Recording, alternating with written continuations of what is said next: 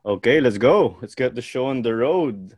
Welcome back to Who the Heck Are We?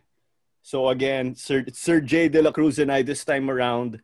No Claudia Perrine, unfortunately, and Lance Fernandez due to Yeah, personal we're couples. reasons. We're couple. They tag team tayo, Sir J. Just We're like tag team. WWE, right? I wish the Yeah. belt behind me for those checking out the videos of WWE tag team belt, but it's world heavyweight.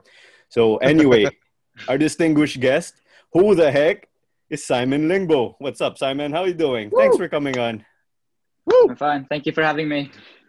So Jay, right before we Wait, hit, take note.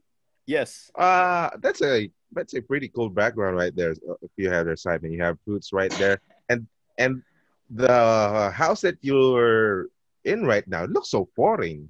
Where in the hell are you, man? Right now, I'm back in Norway for off season, so I'm in my parents' house right now. Oh, Yeah, so wow, back in cold Norway. wow, cold Norway. Norway. Claro, Hey, is this correct? This is the first time we have a guest that's actually overseas, diba? Foreign level na tayo Tama again. Jay, that's true. Because we had everyone, of course, via Zoom, but it's the first time that we got someone via Zoom overseas. So ayun. Yeah. Simon, you have that honor. Okay.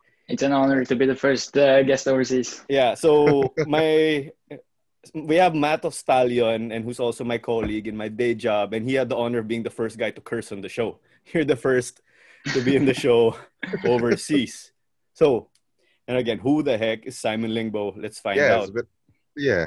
Let's talk Okay. about what sino ba talaga? Who exactly is Simon Lingbo? That's true. So Simon, of course, so you suited up for the Azkals Development Team in the 2020 PFL campaign. So I think that was about November. That's Um, correct. That's correct. and you guys finished number 3 out of the 6 teams. You guys were such a young team. I think some guys weren't expecting you to finish high up the table, but you guys did great. How was the campaign for you in your eyes, maybe? In my opinion, it was really good, and I was really happy about that we were able to actually play the league at the end because we were supposed to start in March, April, but then of course the pandemic hit and it affected everybody. But I think the commissioner and the whole league did a very good job to be able to push this through. And from my point of view, it was fun, and also we got some good challenging games that you could see from our first 2 games, especially because they're the top 2 teams in the country. So for us, it was a good learning curve, and we also managed to perform as well. So we were happy about that, even though we could have been getting some points out of the Kaya and United City game. Mm-hmm. But yeah, it Well, Grabe was no, add good to for Jay. us.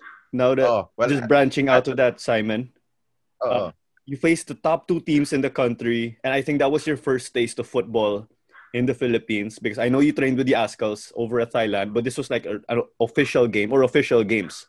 the first How was the competition. level for you? Were you a bit shocked about maybe a different style of play? And then let's get to you, Jay, afterwards. Uh Um, I've been done some research before the league started. Been watching all of the highlights from the 2019 campaign of the Mm-hmm. PFL and Copa Alcantara. So I knew a bit what was coming at us, but at the same time, the playing style over in Asia and maybe especially the Philippines, it's a bit different from here in Scandinavia. In Scandinavia, it's more physical football with strong and tall players. But here in Asia, it's very technical and fast-paced. So that's maybe the biggest difference I noticed during the league. Very that's interesting great. But answer to hear from yeah, you. You're saying, Jay? yeah, but again, he mentioned about the challenge and add to that challenge that it's in your first competition, local competition here in the Philippines, you get to play it inside a bubble environment. First off, Mm. can you Mm-hmm. describe your bubble experience back last year with the ADT? Yeah, of course, the bubble setup is quite new for everybody, I guess, because this is the Yeah. first time such a thing has happened. So it started all with everybody getting tested 3 days before checking into the hotel. And then once we arrived at the hotel, there was a new COVID testing and so on. So There was a lot of strict rules we had to follow and guidelines during our stay at the hotel. We were not allowed to leave the room unless we were getting treatment or we were out for trainings and games. So it was very strict, and if you didn't follow the protocols, there would be consequences, I guess, because to try to keep the hotel COVID-free. Yeah, just Did you get curious. the red How many card? times were you tested already? Yeah, Jay's question. How many times have you tested already? I think in total, I've been tested 10 times. Wow. Okay, 10 times. So you never get used to the feeling of the Q-tip getting into your nose, but I mean, Wow. it gets less comfortable. But That seems so painful. 10 times. 5 is painful already. I have 5 COVID tests in my lifetime right now, and you're right. The feeling, we'll never get used to that feeling. Feel uncomfortable. yeah, exactly. Yeah, just to share, Simon, because Jay was in the PBA bubble over in Claro. Okay. So, But I'm a technical official. yes, he's an announcer. It was So I very knew that interesting, experience. Simon. You were able to count the number of times you got a COVID test because we were talking to Jovin Bidik during the bubble and he lost track. Yeah. Diba, Jay, nakalimutan niya. He forgot. Yeah. Dude was so uncomfortable, he wanted to forget those COVID tests. But we have to do it over and over again, right? Like you said, to protect that environment, COVID-free. Exactly. Anyway, So I'm trying to remember the number of times so I can tell my grandkids in the future that this is what I had to go through when I was at your age. That is true. That is true. Interesting. But again,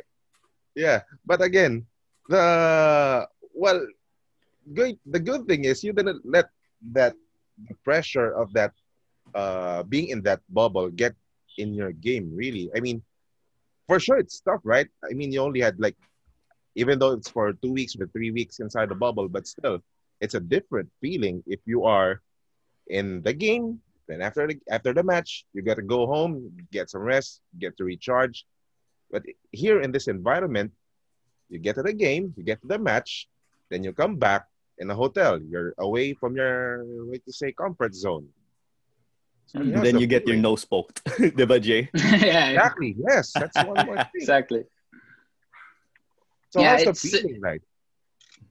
I mean, there's some long days because you're only out of the hotel room when you're going for training. So that's the highlight of the day. But I mean, you just need to find some ways to kill time, to spend your day. So me and my roommate were often playing PlayStation, maybe watching some TV series, something like that. And you just need to be able to entertain yourself also, because you're spending maybe 16 hours a day in the room.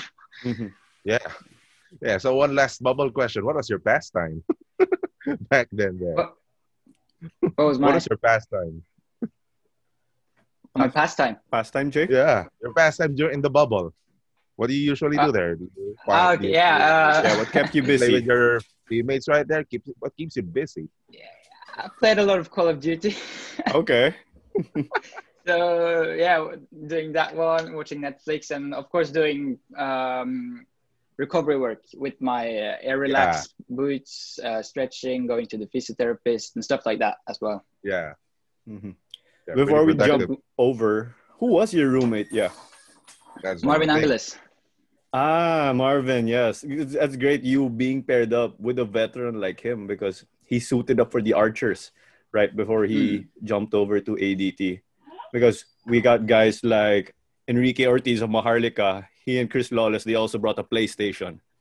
And then we got Matt Nieras. He brought his work to the bubble to be able to juggle things. So that's interesting. We got to see so many different aspects or approaches in the PFL bubble.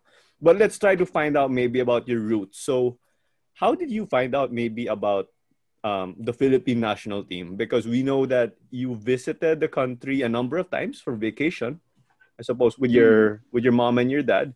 But when it's for football, it's like a whole different thing. You're there Yeah, I to want work. to hear that. Yeah. How did you find out about the national team maybe and the ADT? Because you are a candidate, of course, and they're eligible to suit up for the senior national team of the Philippines, the Azkals. Yeah, the first time I actually noticed the national team was when I was in the Philippines for a vacation, I think 2010. And then I went to the SM store with my cousin, and then we actually saw some Azkals jerseys hanging in the clothing rack. So that's my first exposure for the national team. But after that, it was quiet for a while because I wasn't really able to go to the Philippines that much when I got older because of football, and I only had 1 week vacation, and that's obviously not enough to go to the Philippines. Yeah. And then they hired Sven-Göran Eriksson as a head coach before the Asian Cup, and that blew really up here in Norway as well because he's a very famous football person. And it was after that I got in touch with the management of the Azkals, and then we spoke, got to know each other better, and then they called me up for the training camp in 2019 March, and since that we've just been in touch all the way. And then when my contract expired here in Norway, they also offered me to come over to the Philippines to play for ADT and to play in the PFL. And I thought, why not? I've been in my former club for 7 years, I think. So it was time for a change and to get into a new environment and everything, and also to work with Coach Scott, which is really good. About that story with the team finding you, did they send you an email, or did someone like Boss Dan or Coach Scott fly over to Norway? Because we hear different stories, like maybe guys like OJ Porteria, a friend of the show, said that Nate Berkey went up to him because they live in the same state in the USA. How was it for you, perhaps?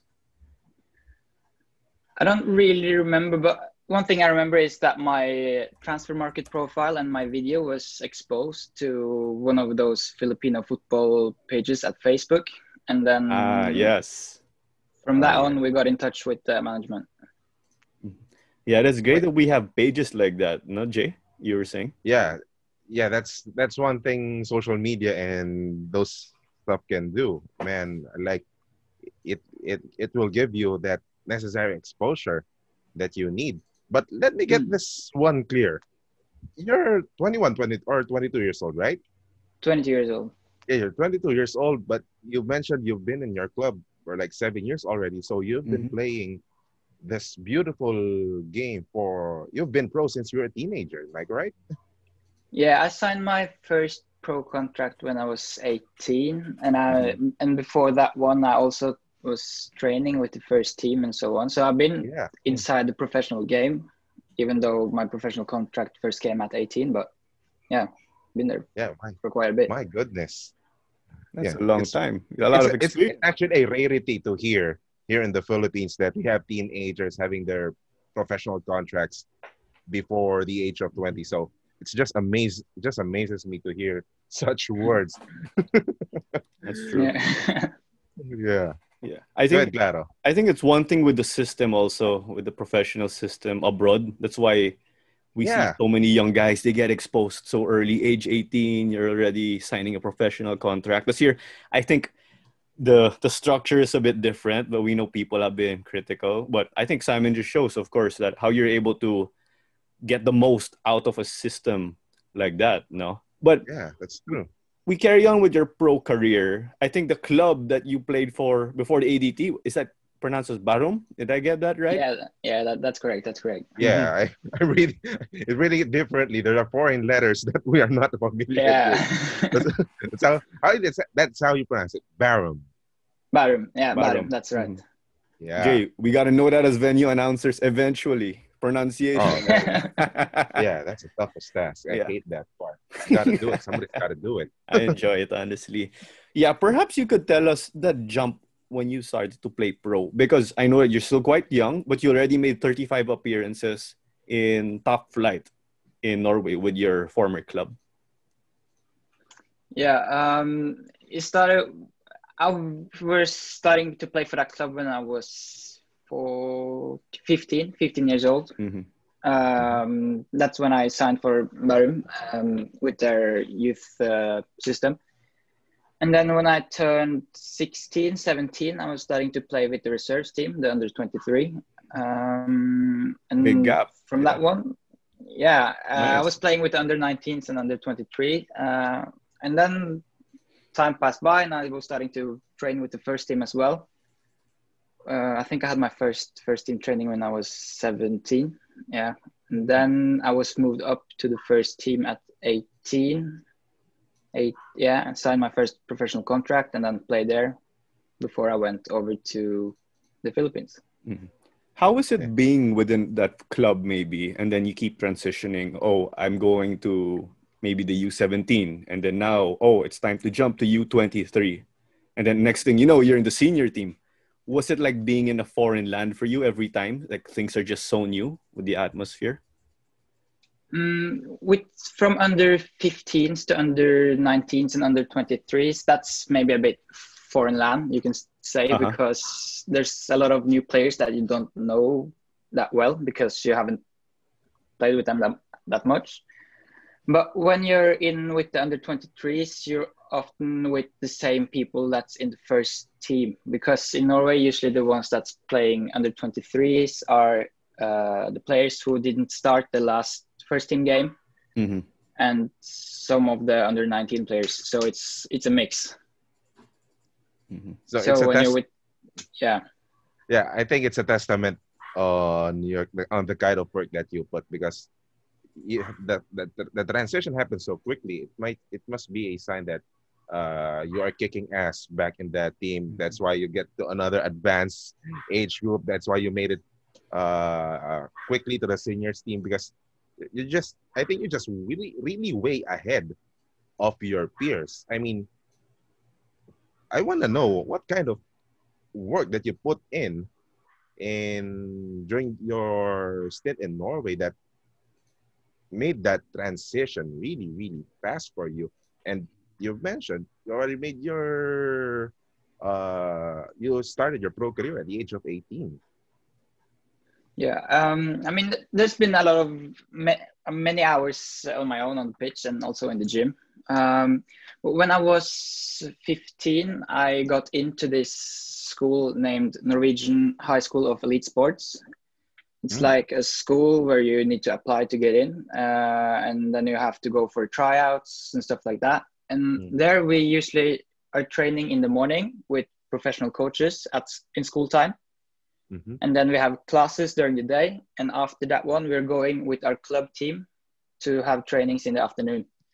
So to be able to have that for 3 years during high school, it was top class, because the morning trainings, you were able to focus on what you needed yourself with positional stuff, for example, or individual technical training, stuff like that, with good coaches and good classmates. And then when you got to your club trainings in the afternoon, you were focusing on the team.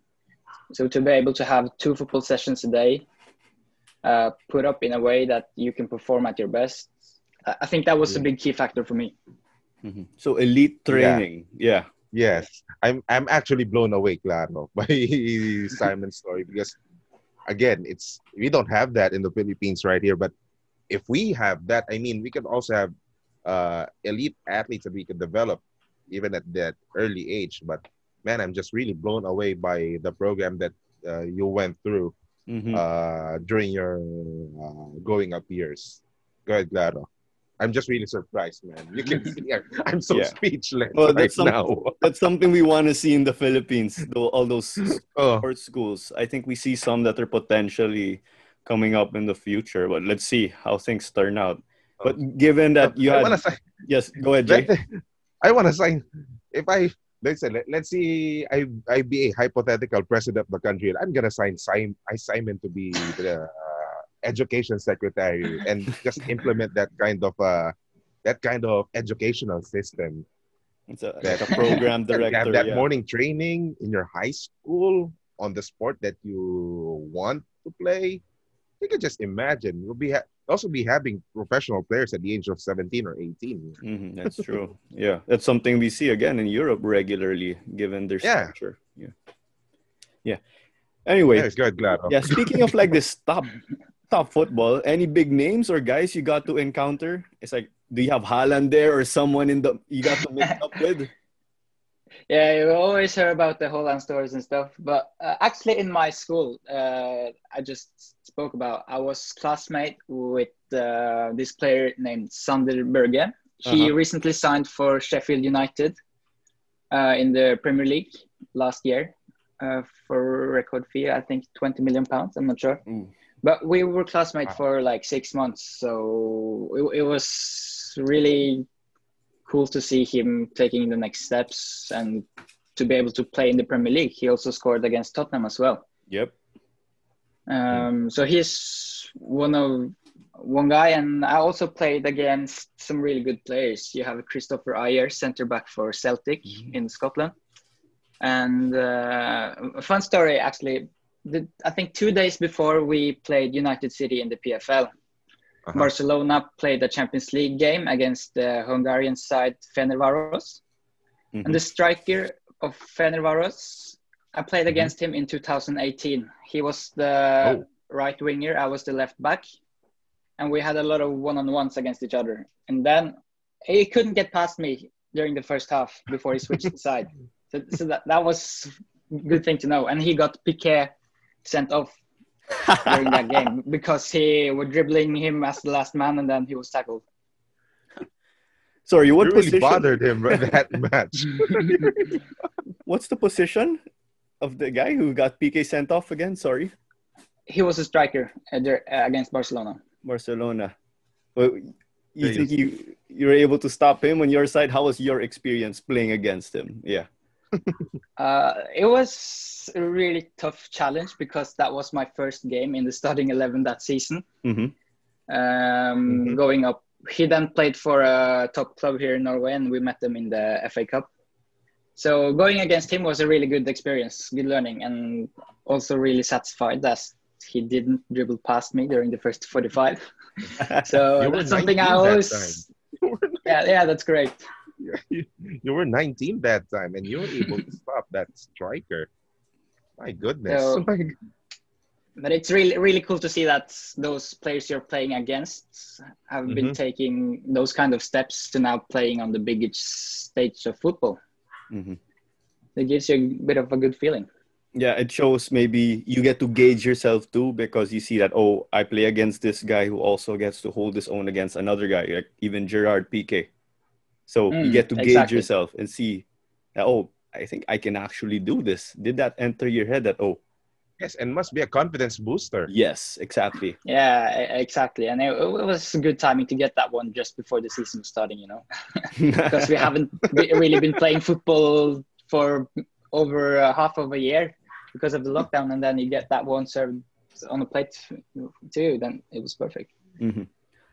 So we get back it. in you. Go ahead, Jay. Go ahead, Claro. Oh, okay.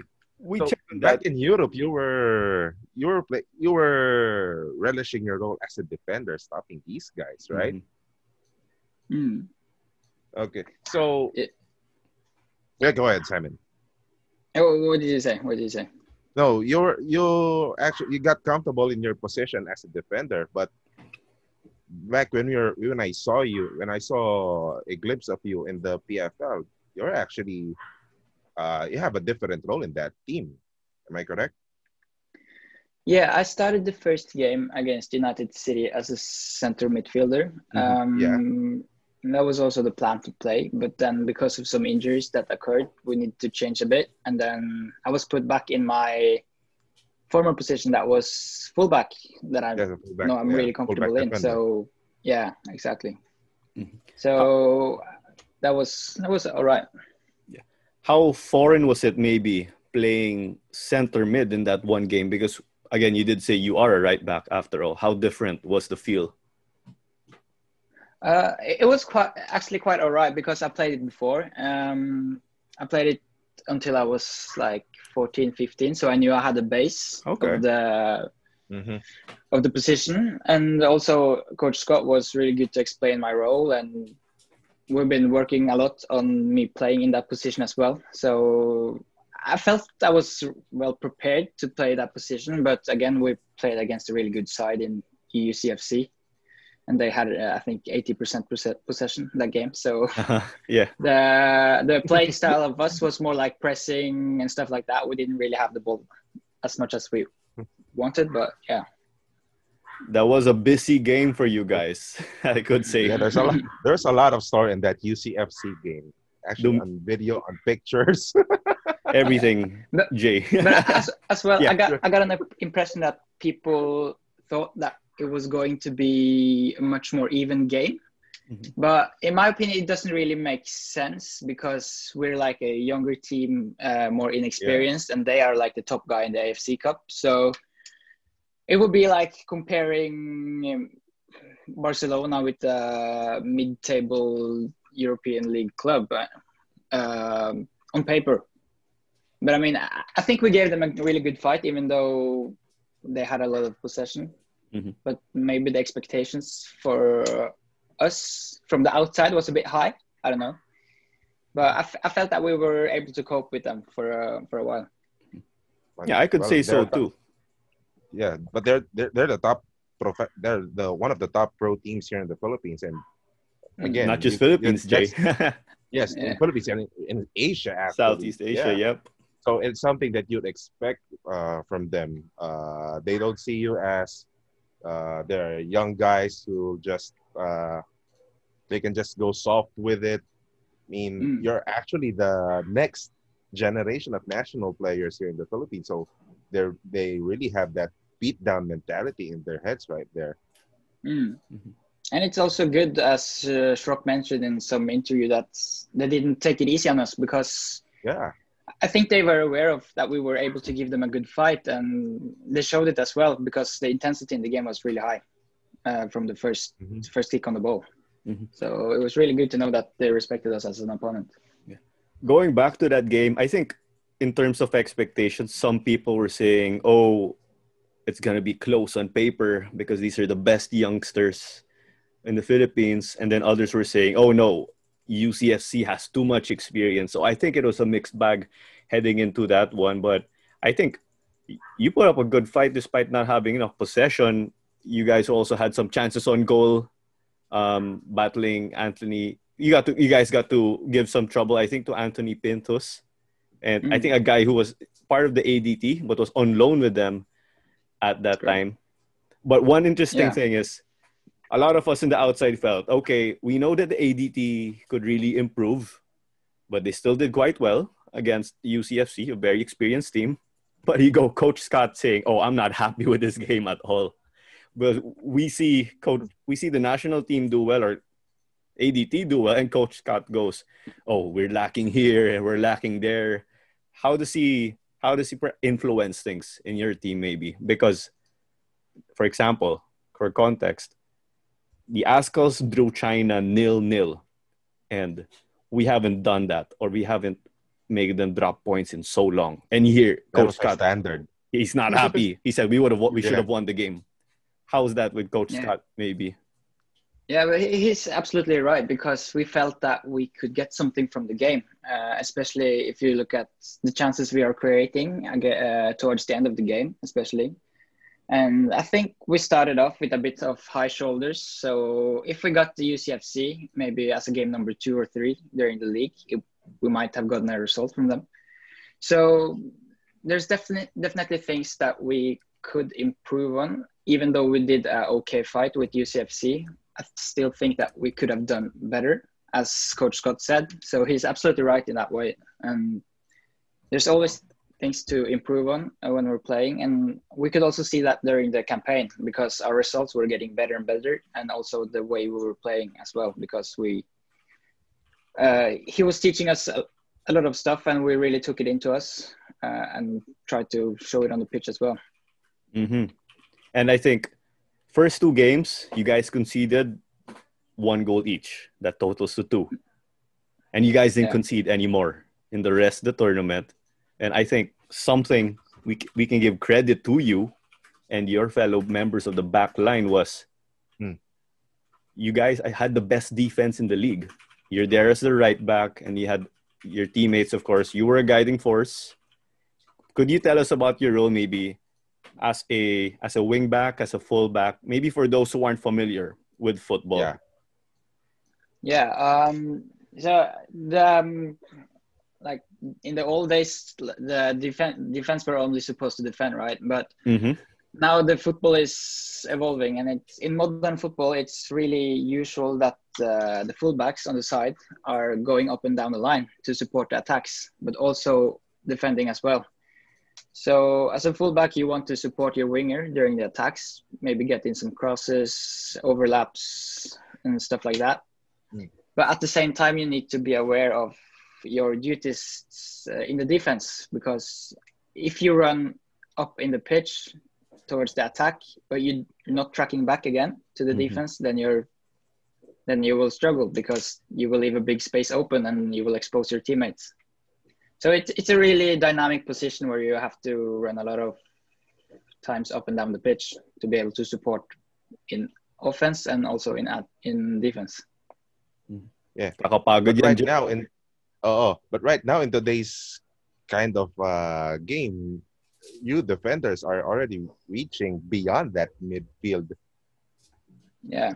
Yeah, you're also an option in the actually in a quite radical situation. You can be an option on the offensive, but a surprise option where all of you guys are moving forward.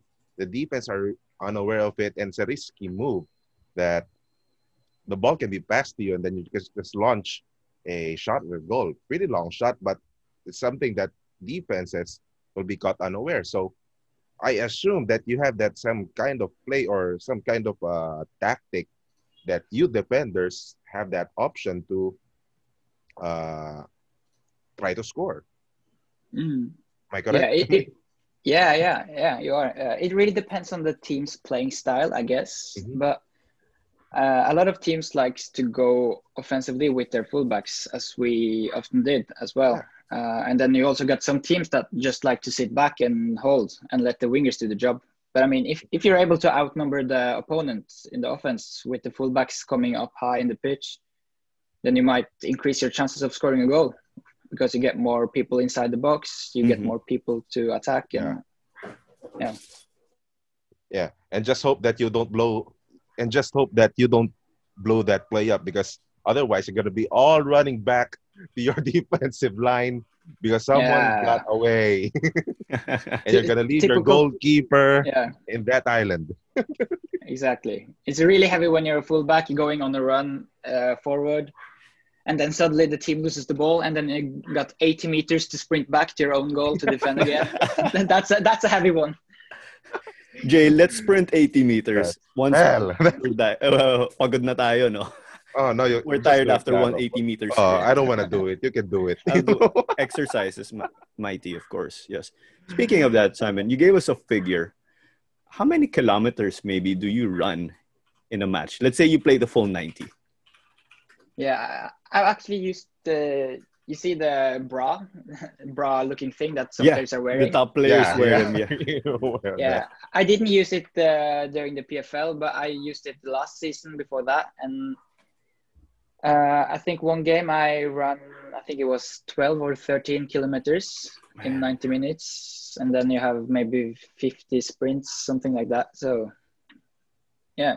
Wow. It's quite some bit. Oh, that's a lot of calories, huh? Makes me feel good just hearing that. Then a sumptuous post-match meal would complete that day. Man. That's true. I'd be happy to jog 12 kilometers because you guys have the sprinting. Yeah, exactly. Yeah, but mind you that, again, you're a defender, but actually, I'm just curious, what if your opponents, you're on defense, the offense is doing a corner kick. So what can you actually educate me on how things work on the defensive end for like corner kicks if you're defending? Yeah. As a defending team on corner kicks, some teams like to man mark that everybody has one man they have to mark out and defend during the corner kicks. While some other teams like to have something called zonal defending, where you got different zones inside your box that you're focusing on, and then you are leaving the opponents alone, and you're only focusing going after the ball. So that's really up to what the coaches want. But that's the main two different style of defending corner kicks, zonal and man marking. So, have you tried somehow intercepting a corner kick, a header that is coming your way? So, for at least out jumping your opponent for that Yeah, for a header at least. yeah. If you see the ball coming towards you, you just need to go for it. Even though I'm not the tallest guy on the pitch, but you just need to go for it and jump. And I'm lucky that I have done it several good times. jumping ability. Yeah. So I'm I able think to you've done cope it with the several big times. players. You know what's interesting also, since you're talking about height and everything, the ADT, okay, you guys are like a youth development team. What was funny was when the ADT first arrived, everyone was like, damn, these guys are a youth team, but they're the biggest. They were bigger than the biggest players in Kaya, The UCF, biggest, the Simen, Jolas. bulkiest, Yes, the exactly, Jay. meatiest. The Yes. meatiest. Sila yung The mama. meatiest. Yeah, you guys were Oh. like the real men there because of size. Yeah. Were you shocked maybe like, oh wow, apparently we're a big team. We're taller than everyone. We're more muscular. Yeah, we actually were. We were trying to use that as our advantage in set pieces and stuff like that, because we knew that we had the height and the physicality to win the battles on the ball. So we were trying to use that as well, because you got some big players in Diano, Harvey, Custodio, Chima, Kennedy, Ozuka. So yeah, we were trying to use that to our advantage. And I think we managed to score in some set pieces as well, so it worked out. Mm-hmm. If you see go ahead, Jay. Yeah, if you see this Azkals development team, if you don't know them, if you see them first, then you might get confused. Like, is this really a football team or an American football team because of their size? I mean, if tackling was legal in football, I mean, you've used up all the substitutions in the match allowed if tackling was legal, because you're able to be tackling everybody, and if they try to tackle you, it's just like, what happened? It's like a fly just bumped into you, right? Yeah. Your team is huge. Yeah, speaking of like your physique, and then you guys were pretty good and confident in the way you defend set pieces. We saw, I think, you had the goal line clearance that may have been off a set piece, if I was correct. I think that just shows also that people, of course, they tend to look at the attackers and everyone else. But mind you, behind the beautiful fluid attack of ADT, we had their backline. And what was interesting in the backline is, Simen, based on my research, you're the only natural defender there because you're really right back. Harvey played left wing back. We know that he's a winger. And then I think you had Diano and Custodio. I think those guys were attackers in their college days. How was it being with three guys who weren't naturally defenders? Did you have to guide them some sort? To be honest, it didn't feel like that, because it felt like you were playing with players that have been playing defense for their whole career. I think they did a really good job, and also the guidance from Coach Scott with helping them out as well. So I didn't really think about them have not been playing defense that much, because I didn't know that when I was coming to the Philippines, and I didn't know much about it during the PFL either, because during trainings we've been training like that for the past few weeks before the bubble. So you didn't get the feeling of them being new to the positions. They played like they've been playing their whole career. Very so interesting. They did a really good job. Yeah. Well, your numbers showed it. Their job. Yeah. Exactly. It actually made your job a lot easier, because you're that natural defender, and you are teamed up with the guys that aren't actually defenders. But again, you've mentioned that it's like they're natural at what they do, and makes your job easier, right? Exactly. They knew what they had to do, and I think we had a good chemistry at the back line. We were able to communicate really well. We were able to support each other really well. Defend, first defender, second defender. So yeah, it worked out really well. That's good to hear, Claro. That's actually something great to hear because when we were looking at the Azkals and all the way up to today, we noticed that we were a bit lacking in the back line. So we see these young guns and we see that, oh, these guys got our future covered. Before, we only used to have Rob Gear playing center back alongside Wani. And then now I think we're starting to get more and more guys. That's your So defense already. we have our That was your future. defense before. Yes, the central defenders. But we have another guy. We have Ray Johnson in the Azkals before, and he was a fullback. Simen, I see some similarities maybe. So you're from Norway, he's from Iceland. You guys are both Scandinavian. And Ray also played for the Philippines back then. So I see, I think you kind of have that similarity with how you're hard-nosed on defense and then you charge forward. And when you're charging forward, it starts to change all of a sudden. You see like Ian Ramsey with the way he crosses the ball. You just get to see how different things are. And speaking of Ray Johnson, we had a bunch of players who came from Scandinavian countries. Did you get to hear of them maybe when you figured that, oh, you have your Filipino roots and you can maybe play for the Azkals one day, which is something we know is your ultimate goal? Yeah, I've been trying to do some research, and I think Ray Johnson's name came up. But except for that, I haven't seen that much of the Scandinavian Filipino players yet. That's something I'm going to look up later on. But yeah, it's interesting. It's really interesting with all the Filipino Scandinavian players as well. Yeah, what's interesting is a lot of them, again, are in defense. We have Michael Falksgaard. I think Kevin Mendoza, they're Danish, along with guys like Jerry Lucena. So there's something there, Scandinavia, and producing good defenders. Because we have guys like you. Yeah, maybe it's because of the playing style here in Scandinavia, which is also really tactical, but also physical. So it's kind of natural to develop that defensive side as well. I think. And of course, you got the fighting spirits of the Scandinavians with the Viking culture. Something like that. I don't know, but yeah, it's maybe something to do with the playing style, I think. Yeah, it would be interesting to see Ray Johnson and Simen play one-on-one. I don't know what's the actual bet that you're going to do.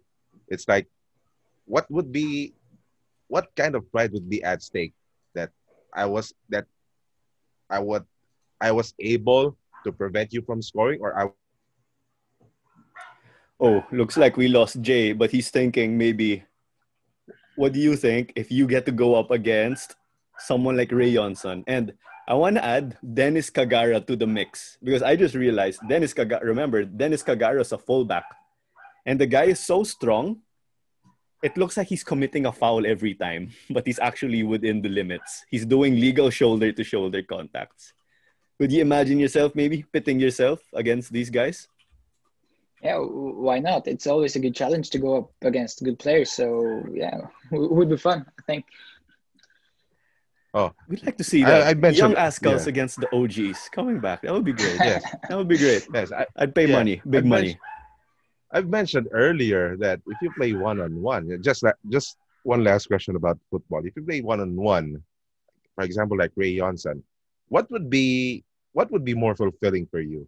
That you scored against Ray Johnson, or you were able to stop Ray Johnson from scoring, knowing that you're a defender. We had Dennis Kagara also, yeah. Yes, Dennis Kagara. Yeah. What gives you more pride? What gives you more pride as a defender? You were able to score, or you prevent or you stop the opponent from scoring? I mean, it's a really good feeling to prevent someone from scoring. For example, with a golden clearance or a last-minute tackle and stuff like that. But I mean, scoring a goal. Football is all about scoring more than your opponent. So I need to go with scoring a goal. Still, yes, it's still the story at the end of the day. You score. Yeah. I'd rather win 1-0 than drawing 0-0, for example. Yeah, of course. Yeah. That's you going up against players who also have a high work rate, because that's something you're known for, of course. So, you want to pick up that win. I think You can call that the Lingbo way, which is something you see in your posts, right? That's your hashtag. The Lingbo way. Yes. Yeah. You think you can tell us about your hashtag? How did you get that? It's a quite unknown thing. It's nothing that can really define it, but I mean, it's maybe the way I just do things with training, recovery, taking care of my body properly. So just doing the stuff I do properly to make sure that I can perform at my very best each time. So yeah, simple as that, I think. And that Lingbo way, I assume that came from what you saw during your formative years, your high school years. That is something you've developed as you were growing up. Am I correct? Yeah. That's a good way to say it, actually. How I've been doing things, how I'm doing things like right now. Yes. Let your playing do the talking, huh? Yeah. Yes. For example, yeah, go ahead. Yeah, because I don't usually brag that much about what I'm doing, but yeah, let's say you can let the playing do the talking, and hopefully I'll perform.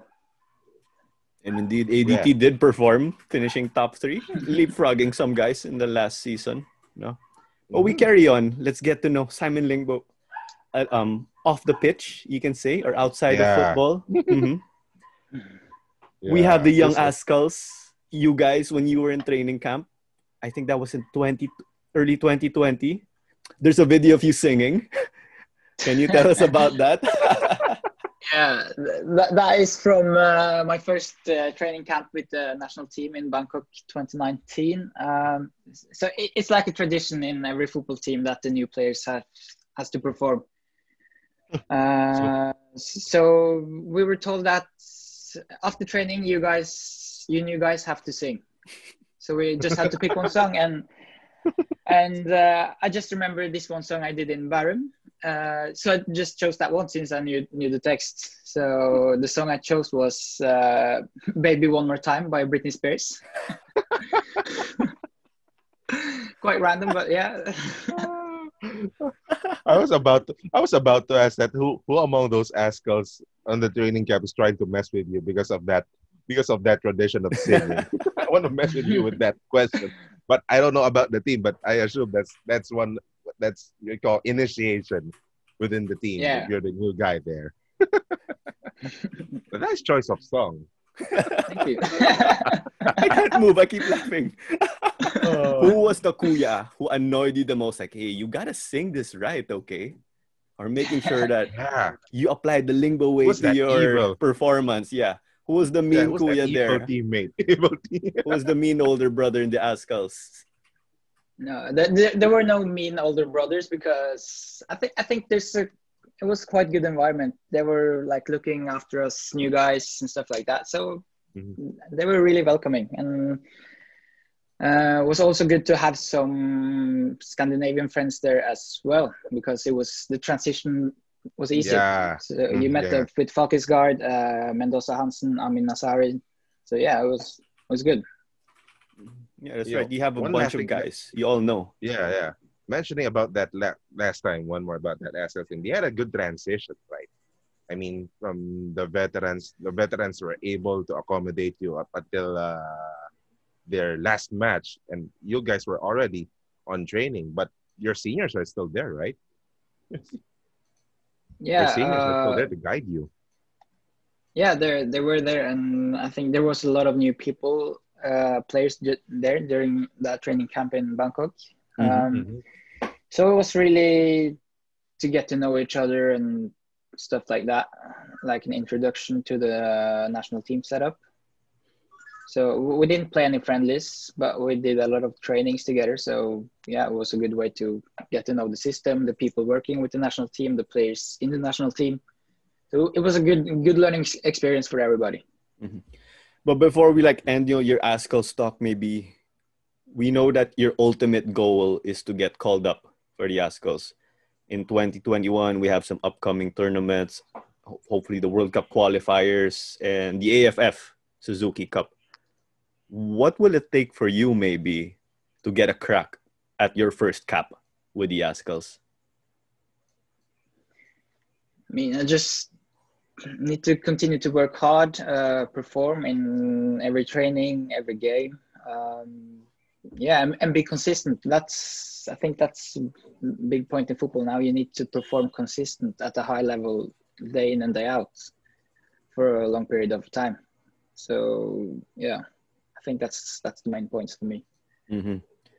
Okay, so we were talking about you off the pitch. The singing brought us to football.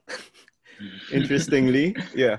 Well, it's again going back outside of football. So you're saying that bandy is something you played, and this is like a version of ice hockey in Europe, if I'm right.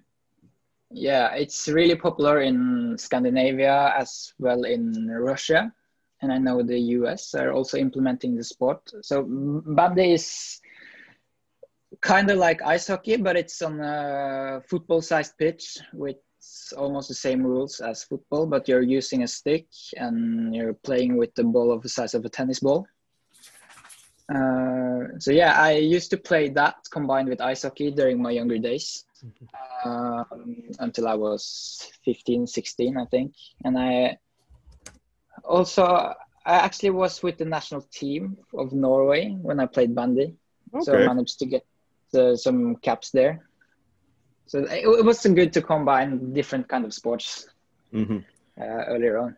What I think that is some kind of sport that we need to tackle in the future, right? And we can have Simen again to talk about that, because that's the first time I've heard about it, and I actually wanted to Google it right now. What kind of sport is that? But I know it's something that we cannot play here in the Philippines, because you know the weather here, Simen, here in the Philippines. No, Jay, it's something that you guys in Norway doesn't have. We can go ice skating. We have SM. Yeah. We have our skating rinks, yes. Just don't ask about my skating skills. The climate makes it different, man. Yes, that's true. That's true. Yeah. But anyways, Simen, talk about family here in the Philippines. But make no mistake about it, you're in Norway, but you have a Filipino mom, right? That's where the Filipino roots come from. Mm-hmm. So talk about your family here in the Philippines. Yeah, I have a lot of family in the Philippines, and I also have a lot of Filipino family in Norway, because there's a big we're a really big family, and I got my titos and titas here in Norway as well in the Philippines. I got cousins. So we're a really big group of Norwegian Filipinos here. And also I have a big family back in the Philippines, with them living in Pasig as well as Antipolo. Mm-hmm. Oh, okay. So my mom is Pasigueño. So I was about to ask that your mom is from Pasig, right? Or Antipolo. Yeah. Okay. Yeah, she's from Pasig. Yeah. So those are your Claro roots. Always ask this question. Yeah. Claro always asks this question about mothers of our guests. So Claro. Okay. I can't wait to hear this. Yeah, we got so many good versions actually. So do you have any Pinoy moments maybe? I don't know. Maybe it's your mom getting mad at you. OJ Porteria said his mom would hit him with a back scratcher. Am I right, Jay? Yeah. Yeah. And then Jason Perkins, all of his trophies and medals are in his mom's house. So when she plays mahjong, she goes to her friends. Pre-COVID, of course, she goes, those are my son's awards. Here, and here. Showing it. Did I miss any, Jay? Yeah. Do you have any I just moments? wonder if your mom had that Filipino mom moments. Yeah, I can start off with the trophies. My mom, after I went to the Philippines, and when I go back here now, I saw that we have a new cabinet inside our living room with all of my medals, trophies, pictures, news articles inside. So I was a bit shocked when I got home. It was like this when you got through the front door. It's a Filipino Mom Hall of Fame. Yeah, exactly. The Wall of Fame. Anyways, and then some other else like disciplining stuff. Yeah, it's typical when I was younger. When I did something I was not supposed to do, it wasn't really a punishment because we didn't get that far. But the typical thing was like counting to 3, like come here now or else. Isa, dalawa. And you never got to tatlo because then I was running. That's the fullback skills applied, huh? Yeah. Yeah. Oh, you didn't reach 5? Because you can say at least, if she would count until 5, oh, Mom, at least you reprimanding me taught me to count until 5 in Filipino, in a new Well, language. tatlo seems like hell already. Yeah, Yeah. So 3 on dalawa, I was running. already. That's tough. That's tough, Jay. 3 counts only. Hindi naman to wrestling eh. This is not wrestling. Well, I'll I think mention he it would have. later when she gets home. Mm-mm. Give me until 5. Yeah, say Jay and I, born and raised here, we think it should be until 5. Yeah, I'll tell her. Yeah. No, but imagine Simon actually used it in his playing career. He doesn't have to wait for 3 to get to a place, right? I mean, he doesn't have to wait for the 3 count to get onto his spot at the right corner, right wing, diba? So it was used. It was used so well, and you were trained by your mother. Yeah. Great. The quick first step. Yeah. Yeah, exactly. Mm-hmm. Yeah, Jovin, Jay just mentioned, is to share with Simon. Jovin said he got spanked in the head with a slipper. So that actually made him a strong person, high tolerance for pain. Because we know Jovin, he's such a big guy who's great at the ball. Yeah. Okay, that's one thing. It really reflects on it. It does somehow apply. It will really apply to what you're gonna do in the future, right? So we have to ask this, Simon, since you're Filipino. So food. Yes. Before we wrap up, then we had the quick fire round. Yeah. The memorable Filipino foods that you have, especially what your mom cooks. Jollibee. Oh, Jollibee, yeah. No, joke lang. Joke lang. But Chicken tocino is my favorite, I think. Chicken tocino. With garlic rice. With garlic rice. Okay. That's chicken a sleeper. tocino, garlic rice. That's a sleeper, Jay. Not everyone says tocino. Normally, they go adobo, lechon. Well, lechon is Spanish, but it's in our culture already. Chicken tocino is a sleeper. With the garlic rice, it's perfect. It's fried, right? But have you tried that on a breakfast, as a breakfast meal, that chicken tocino? Yeah. With garlic rice and egg? Man, you got to try that. That's a breakfast of champions right there. Even though some people would say, yes, that even though some people would say, why are you eating rice again in the morning? Diba? that would ruin your body mass index or whatever they say, right? I really don't eat that much rice, especially not for breakfast, but for dinner I eat rice, of course, because it's a part of the Filipino culture and that's what I've grown up with. But during the lockdown I cooked a lot of chicken tocino. Then I changed the rice with pasta. I don't know if that's allowed to say, but yeah, it's okay. Yeah, carbs. Yeah, of course. Yeah, you could try a variety of things with chicken tocino, but I mean, man, if you have that chicken tocino, then you pair it with garlic fried rice, then you put a deep fried sunny side up egg. Breakfast for champions. You call it tosilog here. Tosilog. Tocino, sinangag, itlog. Yeah, we'll get you some tosilog when you come back here. Yeah. Yeah, that. Mark that. Yeah. Yeah, and of course the Jollibee too. Of course. So you can go. Yeah. Just throw that in the hat, of course. Yes. Anyway, yeah. Every day is carbo load day if you are a Filipino because we eat rice. Of course. Yeah. So anyway, before we conclude with Bandy, he said he suited up internationally. Was that the World Cup maybe or some sort of tournament against Scandinavian countries? Before we go to the quick fire round. Yeah, it was the under-17s World Cup. So you're correct on that one. So it was a good experience as well because even though it's not football, you got the same setup as it would be in an international tournament with checking into the hotels, the preparations, pre-game, post-game, stuff like that. So it was quite fun. It's a good experience as well. And we're sure Coach Scott and Boss Dan know that, okay, Simon has experience playing internationally. Okay, it's in a different sport, but he's familiar with the atmosphere and everything. So I think you didn't have much of a learning curve, or it wasn't so steep when it was here in the PFL, when you were playing here in the PFL for your first matches. Yeah, it was a learning curve for sure because we were implementing things that I maybe wasn't that aware of from before, and also my individual stuff, because you need a bit of a different mentality when you're going overseas to play, because suddenly you're away from the safe environment, as back home with your friends and close family, stuff like that. So it was a big learning curve for me going into the Philippines and PFL. And also you have some really good quality players in the PFL as well that has experience from really good level. So I learned a lot of things playing there in 2020. Mm-hmm. Who would have thought, Simon, you're in football now, playing bandy, very interesting sport. That's something maybe we can just explore bandy, a sport that is so foreign to us. And it's great for us to learn from you. But yeah, we can ask Lance in the future about that sport. Maybe he would though. Lance is our walking Google analytics guy. Yeah. He's like and you can have Simon again to teach about bandy. Yeah, that would be great. and then Jay, try natin sa SM, di ba? You just go do it. You just go. Okay.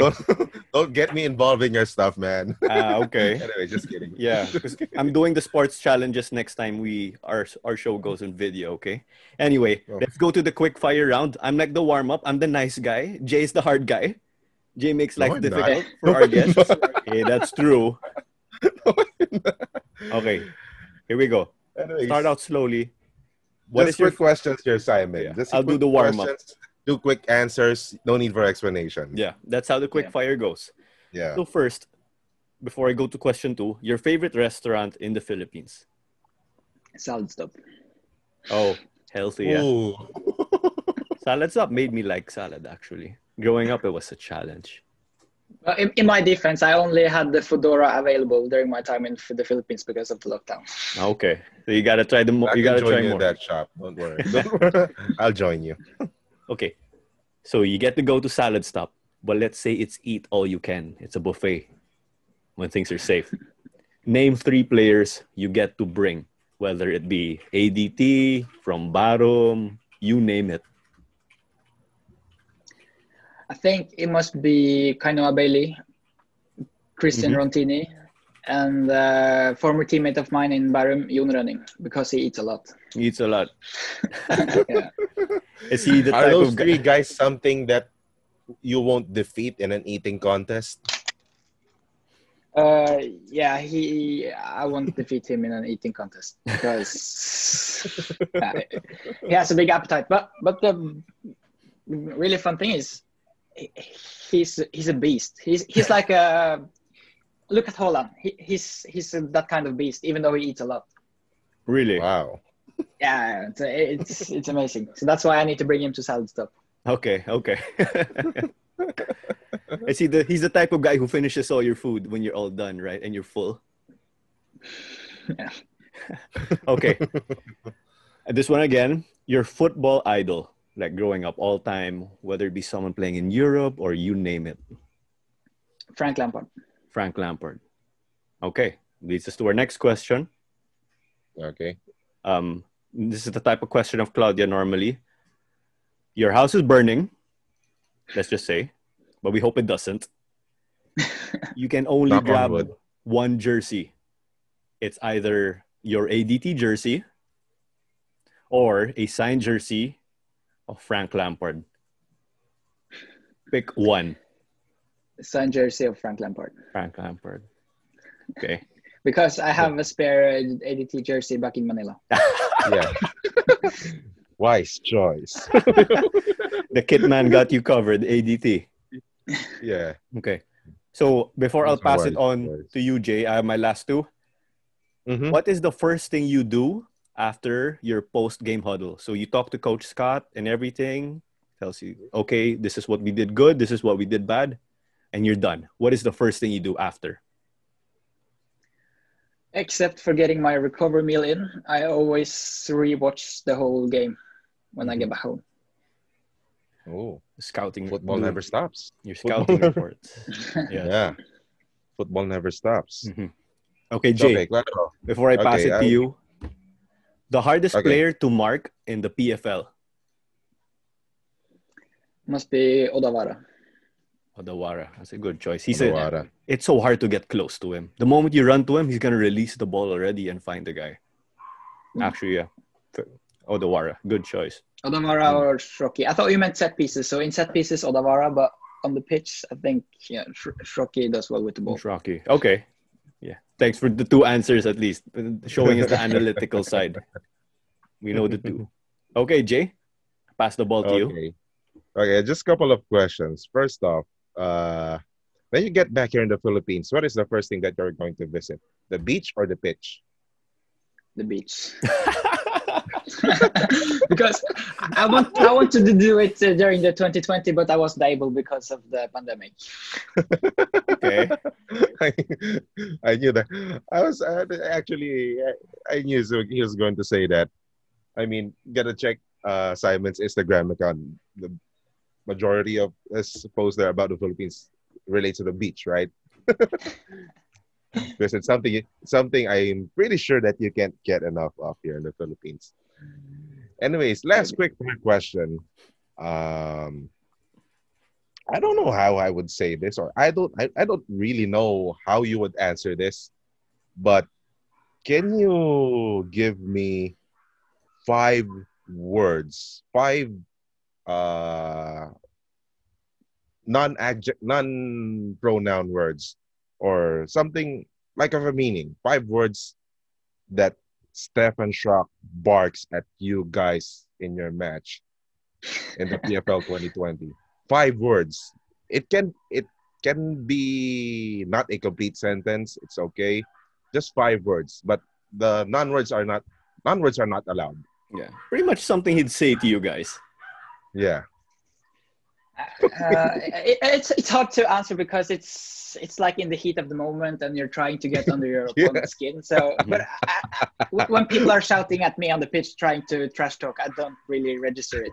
It's like in here and out there. But I mean, there's always a lot of talking on the pitch. So what we're exactly saying to each other, it's hard to tell because it comes out so fast. And I think it's the same with other players. It's just in here. The same if we're talking back to one guy, we'll just go in here for him and out there. And so it's not easy to register because you're all in the heat of the moment and focused on the game. Yeah, it's a hard question to answer. Yes. But it's a recognition that Shrocky indeed was barking at you guys all match long, right? Yeah, I think you've seen the picture that the PFL posted that with me and Shrocky quote this. Yeah. He was barking at you. That was one thing that I would like to ask you, but I'm pretty sure that again you've said it. It's a heat of the moment. I'm pretty sure that you have forgotten what he said right after the match because you were all doing high fives already after the match. Yeah. So what's happening on the pitch stays on the pitch. It's not that you're bringing the angriness out from the pitch. Yes. You leave it there on the field. Okay, so I need an answer. So I'm gonna ask this question right here. If you're the goalkeeper, you're a goalkeeper in a penalty shootout, let's just say who do you think? Yeah, who do you think is easier to stop, Shrocky or your teammate Harvey Gayoso? Oh, that's tough. That's tough. I will run away. I'll dig a hole. You're putting me in the corner here. Okay, while Simon thinks, I say I'm gonna dig a hole. Jay, what's your answer? That's tough. Even me, I gave an answer. But I'm gonna go with the veteran. I'm gonna go with the veteran. I mean, I'm gonna go with Shrocky. I mean, with his playing experience, I know Harvey's gonna be a great player, but with all his experience right here, he has a lot of tricks under his sleeve. So with that premise, I'm gonna go with Shrocky. I don't know about you, Simon. You played with Harvey. You played against Shrocky. I think I have an answer. Yeah. Okay. I know where Harvey will shoot. Because I've seen him. Okay. Yeah. Okay. That's enough answer. Harvey first. And then eventually you get the chance to figure out shopkeeper, of course. Yes. Good answer. Anyways, good answer. Yeah. Anyway, Simon, we're going to wrap up. So when can we see you next time? Whenever you want, just give me a call. Okay. Yes, but that's about any future plans here in 2021. Are you coming back in the Philippines? SEA Games on the horizon, perhaps? I'm too old for the SEA Games right now. But what's happening with the 2021 season, I'm not totally sure of quite yet. I know there have been some clubs here as well as in the Philippines, but I've yet to decide. So I just need some time to think and figure out things before I make a decision. Yeah. So yeah. Okay. Sounds good. So before I wrap up, Simon, maybe you want to say thank you or salamat. Yeah, quick to shout outs. Maybe you have any friends back home in Norway or any friends here in the Philippines, your family. Yeah, say thank you. Tusentak salamat to them, maybe. Yeah. First of all, maraming salamat sa having me on the show. It was really fun. And Thank I you will too. also thank all the supporters that's been watching the games last year. And also for coping out with this whole pandemic situation, and also to my family and friends back in Norway and the Philippines, and also to my teammates. It's been a great year, even though it was a pandemic. His Tagalog is so underrated, Claro. It's underrated. That's true. His Tagalog is also underrated. So perfect. Yeah, maybe Simon. Gotta know more. Maybe Simon's better than Claudia and I in speaking Tagalog, right? Okay. We'll Okay. see. So that wraps up Soon. our episode for Who the Heck Are We, Simon, Simon. thank you very much. Thank you again for coming Thank on. Thank you for having me. If you like this episode, give us 5 stars and hit the subscribe button. If you don't like it, still give us 5 stars and hit the subscribe button. Catch us on share it social anyways. media. That's true. Don't forget to share. Like, share, and subscribe. We are on Facebook and we are on Instagram at Who the Heck Are We _PH. Bye for now. Thanks again, Simon. Thanks, Simon. Thank you.